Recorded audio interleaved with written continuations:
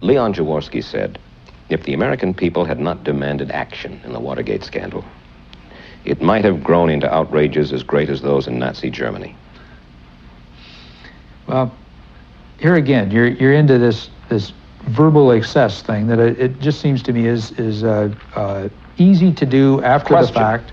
What was the mentality? What was the mindset in the Nixon White House that led to Watergate?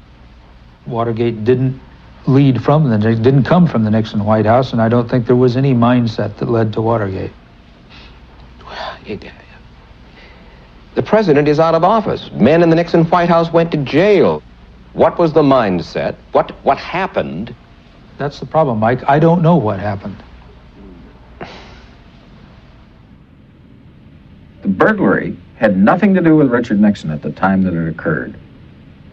If he had kept distance between himself and that whole episode, he didn't know about that in advance, I'm persuaded. I never heard anybody come forward with any evidence that he did. If he had kept distance between himself and that episode and just said, you know, those guys did it, they're going to have to take their punishment. That is what could have saved Richard Nixon, I'm persuaded.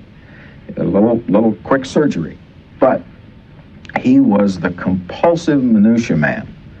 He had to get involved. He had to dabble in this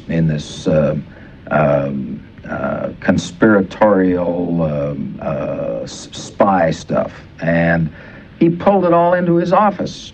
What's the dumbest thing you did? The dumbest thing I did was not to go to him when I realized this and say, look, if you don't go out there and make a clean breast of this thing, I'm going out to the press room and I'm going to tell them everything I know about this. And then I'm going to walk out of here. You think you'd have the courage to do that? Well, obviously I didn't. I was not playing with a full deck. I just didn't know at the time, one, that there were tapes, two, that he was as deeply involved as he was.